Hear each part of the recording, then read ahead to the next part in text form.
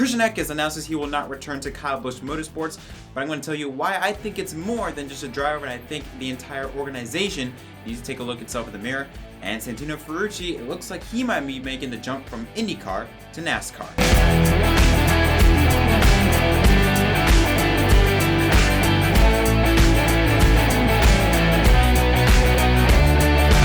Yo, what is up everyone, my name is Jeff Carlson. Welcome back to another episode of Inside Lines. Hope you guys are having a good night. Back again with the double upload today. Before we jump into today's show, if you haven't already, make sure you check out the video that I posted earlier in the day, double upload once again, where I discuss on NASCAR almost pulling the trigger on having a street race in Toronto, as well as NASCAR possibly moving the third race of the season, Fontana, over to the Daytona road course. But if you have already watched that video, then congrats, you're up to date. So let's not waste any time and jump into today's show. Let's first talk about Christian Eckes. It was announced that he will not return to Busch Motorsports in 2021 after just one season. And this is kind of a shock to see. 7 top 5s, 11 top 10s made it into the NASCAR playoffs, finishing 8th in the standings. Keep in mind, last year, neither of the KBM trucks made into the playoffs, so that's at least somewhat an improvement. The fact that Kyle Busch already takes him out of the car after 1 year shows once again how not only is Joe Gibbs Racing, just any Toyota team feels like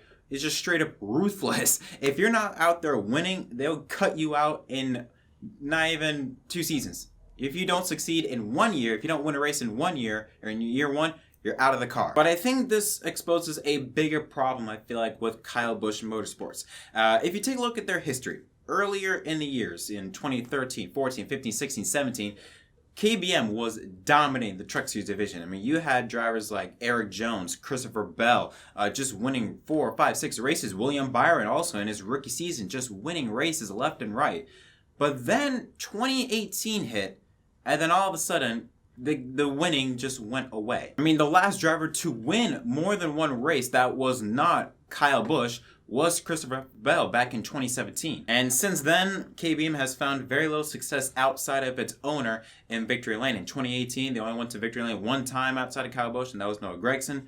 2019, it was Greg Biffle and Ty Gilliland at Martinsville when he made that infamous Kyle Busch stay in your effing motorhome or something to that effect. 2020, Rafael Lazard and Brandon Jones also went to Victory Lane one time apiece. In the meantime, Kyle Busch went to Victory Lane twice in 2018. 2019, he went to Victory Lane 5 times. And this year, he went to Victory Lane 3 times in a KBM truck. So is it the drivers or is it the teams? Because it's a mixture of both, I feel like. Keep in mind, before 2017, again, or before 2018, again, Busch Motorsports was dominating, winning left and right.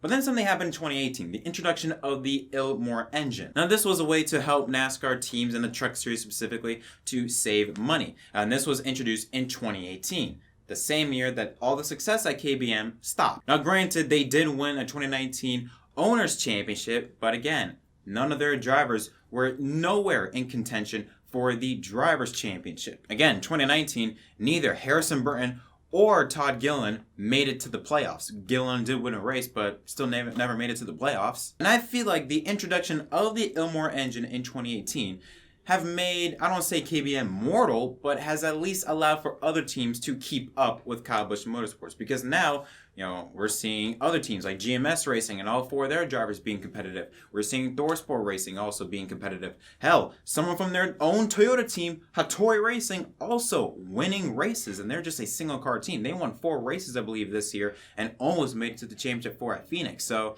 it's not like this is a Toyota issue. This is I feel like a KBM issue. Again, I feel like it's a combination of the drivers as well as the team itself. But then again, you look at a driver, let's say Harrison Burton, and he didn't win a single truck race at KBM in 2019, goes to Xfinity in 2020, and Joe Gibbs Racing and wins, 3 or 4 races, wins at Martinsville, wins at Fontana. So that makes you wonder, is it the driver or is it the team? Depends on who the driver is, obviously. I also believe that it's a mixture of both when you take a look at teams and drivers, because also in 2019, neither Gilliland or Burton can win a race, and yet Greg Biffle comes out, hasn't driven a truck car since the early 2000s, races for the first time in almost a year or two.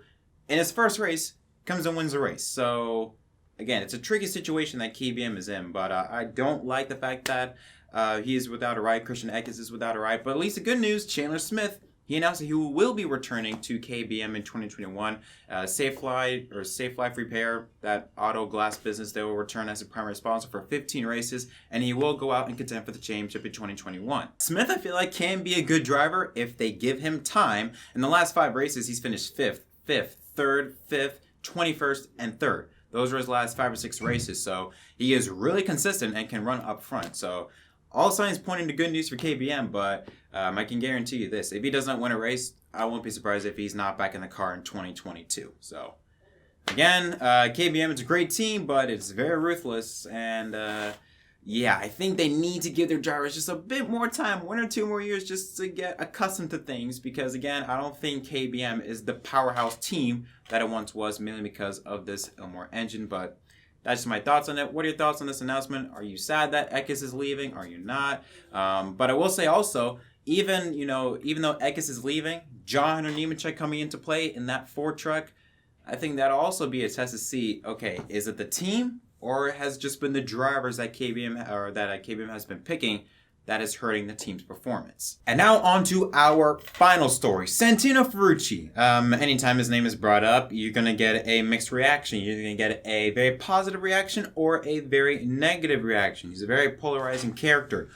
Well, it looks like he might find a new home in 2021. He's been in the IndyCar series. In fact, he's been in the open wheel scene for majority, if not his entire professional racing career. Looks like he might be making the jump to NASCAR in 2021. Racer Magazine is reporting that Santino Ferrucci has a deal lined up, a 20-race deal to drive in the NASCAR Xfinity Series for our Motorsports. That team right now has former Campbell World Truck Series champion Brett Moffitt already at the helm, as they will also, in fact, I think, drive the entire Xfinity Series schedule. The statement said, quote, "Racer understands that Ferrucci is poised to do 20 races within a Chevrolet Camaro, joining our Brett Moffitt, the 2018 Campbell World Truck Series champion, who completed most of the Xfinity schedule with the team last season. The completion of the deal is anticipated to come later in the week." When asked about if this is true or not, when reached for a comment, a team spokesperson said, quote, "At this time, Santino Ferrucci is not a driver currently with our Motorsports." Okay, again, when I say Ferrucci, you're gonna get 1 or 2 reactions, a very good reaction or a very bad reaction.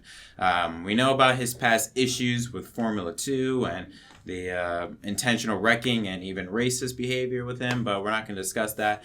Basically, and also even in the IndyCar series, he has been known to be very aggressive, overly aggressive. I look back to Joseph Newgarden and Gateway, I think it was 2018, 2019. He was not happy at all with how Ferrucci was racing. So that's why when it was announced that this was even a possibility, a lot of people didn't want him in NASCAR. At least a lot of fans don't want to see him in NASCAR because, I mean, if he's very aggressive in an open wheel car, imagine what he's going to be like when a car that is meant to take hits, that is meant to rub against one another. But you cannot argue with the fact that he is very entertaining to watch, especially in the Indy 500. I believe he finished 4th in last year's race, finished Rookie of the year before.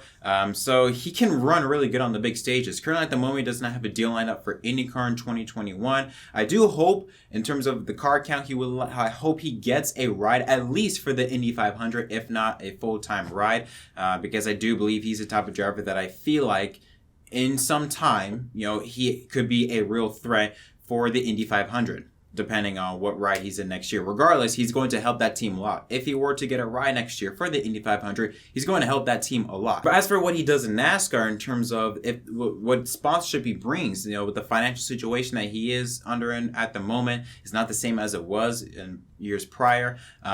If he were to go to our Motorsports, is he going to bring some form of sponsorship to the team? Because I can't imagine a team like our Motorsports, which, how can I compare this? I would like to say they are the front row Motorsports in the Xfinity Series right now. They're around the midfield team.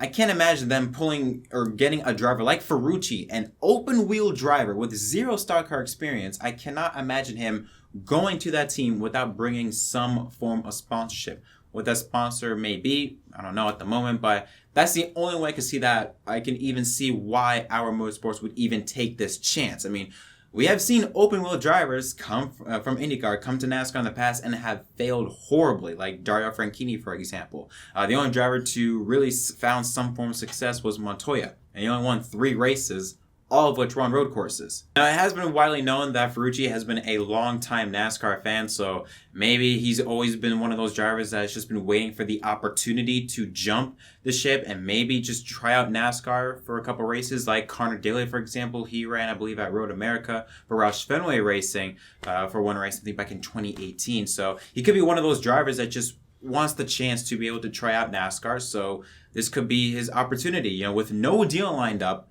for IndyCar for a full-time ride, we don't know what's to come up with the Indy 500. He could be looking at this as an opportunity just to get some seat time and to have the opportunity to race in a series that he has been long wanting to be a part of. But yeah, honestly, I'm not a fan of Ferrucci. Again, he's entertaining, but I'm not a fan of him. I just, again, it's very possible, but I can't see it working unless he's going to bring something that's going to help the team. Okay, because this is not like any other driver that, let's say this is not like a Ryan Reed that at least has some form of racing experience in a stock car. This is a guy from open wheel that you're bringing in for 20 Xfinity races. This is not like racing on the road courses or on the short tracks. You're bringing him for 20, nearly more than half of the Xfinity Series season you're bringing him in for. So we'll see what happens. Do I think the deal is going to take place? Possibly. I think this might happen depending on what's going on with IndyCar. I think this could very well happen between Ferrucci and the Xfinity Series. I think him coming into NASCAR is going to help the entertainment factor, but in terms of his racing, like how he races, I don't know. That's going to be something that I want to keep an eye on in the future. But who knows? That's all I got for this episode of Inside the Lines. Don't forget, guys, if you want more content, don't forget to leave a like and subscribe for more content. And tell me your thoughts in the comment section down below. What are your thoughts on any of the two stories I talked about on this show? What are your thoughts on Christian Eckes leaving Kyle Busch Motorsports? And do you feel like this situation with Kyle Busch Motorsports lacking in wins and contending for championships, is it more of a driver issue or a team issue? And finally, what are your thoughts on Ferrucci potentially making the move to NASCAR? But until next time, my name is JettMDK, and I'll see you guys next time.